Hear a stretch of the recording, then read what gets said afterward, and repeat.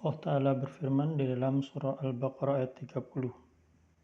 Wa id qala rabbuka, dan ingatlah ketika Rabbmu Allah berfirman lil malaikah, kepada malaikat,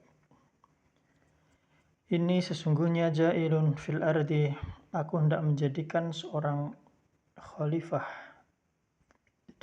di muka bumi. Khalifah.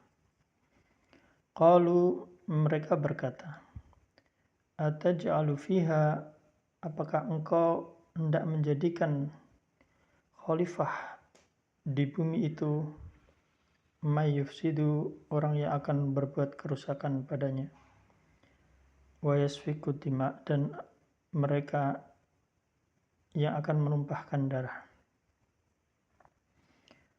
Wa nahnu, padahal kami malaikat, nusabbihu, senantiasa bertasbih, bihamdika, dengan memujimu, wa nuqaddisu laka, dan mensucikan engkau ya Allah.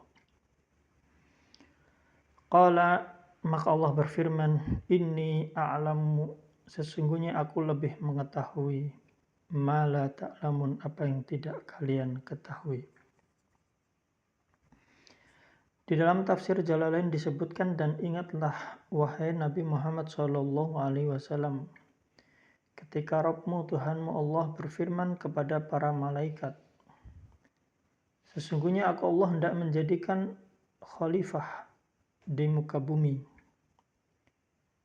yang akan mewakili aku Allah dalam melaksanakan hukum-hukum, aturan-aturan Allah di muka bumi, yaitu Adam.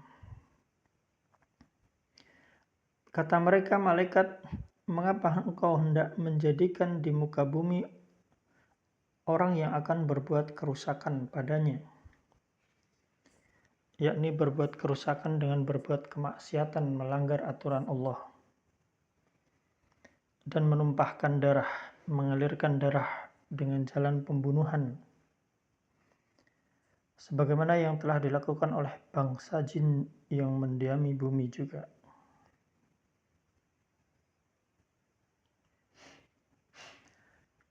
Tatkala mereka jin telah berbuat kerusakan, Allah mengirim malaikat kepada mereka, maka dibuanglah mereka ke pulau-pulau dan gunung-gunung.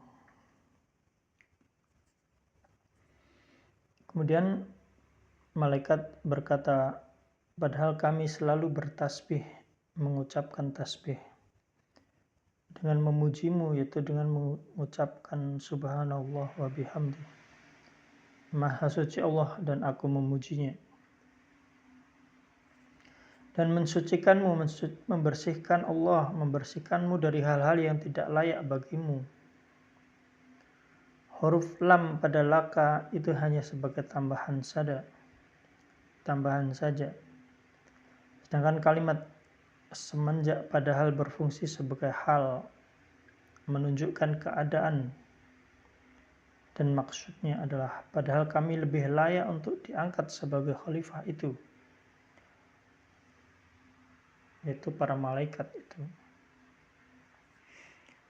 Allah pun berfirman, sesungguhnya aku mengetahui apa yang tidak kamu ketahui tentang maslahah, kebaikan, atau kepentingan mengenai pengangkatan Nabi Adam, dan bahwa di antara anak cucunya ada yang akan taat kepada Allah dan ada pula yang durhaka, hingga terbukti dan tampak keadilan di antara mereka. Maka malaikat pun menjawab, Rabb, Allah tidak pernah menciptakan makhluk yang lebih mulia dan lebih tahu dari kami, karena kami malaikat lebih dulu dan melihat apa yang tidak dilihatnya. Maka Allah Ta'ala pun menciptakan Adam dari tanah atau lapisan bumi dengan mengambil dari setiap corak atau warnanya barang segenggam. Lalu diaduknya dengan bermacam jenis air, lalu dibentuk dan ditiupkannya ruh, hingga menjadi makhluk yang dapat merasa setelah sebelumnya hanya barang beku tak bernyawa.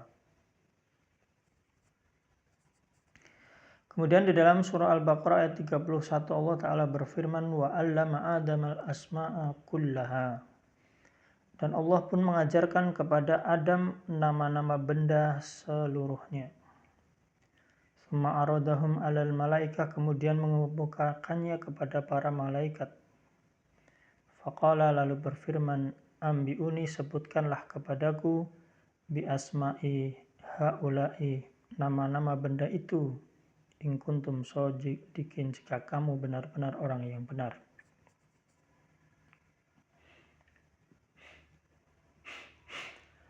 Dalam tafsir Jalalain disebutkan dan diajarkannya kepada Adam nama-nama, yaitu Allah maksudnya mengajarkan nama-nama benda ke semuanya dengan jalan memasukkan ke dalam kolbu pengetahuan tentang benda-benda itu.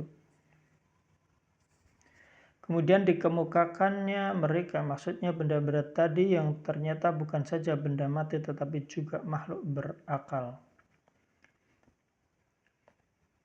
kepada para malaikat. Lalu Allah berfirman untuk memojokkan mereka, beritahukanlah kepadaku, sebutkanlah nama-nama mereka, yakni nama-nama benda itu, jika kalian memang benar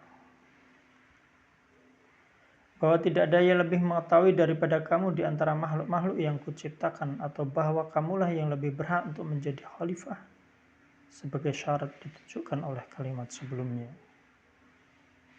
Itu tafsir Jalalain dari surat Al-Baqarah ayat 30 hingga 31.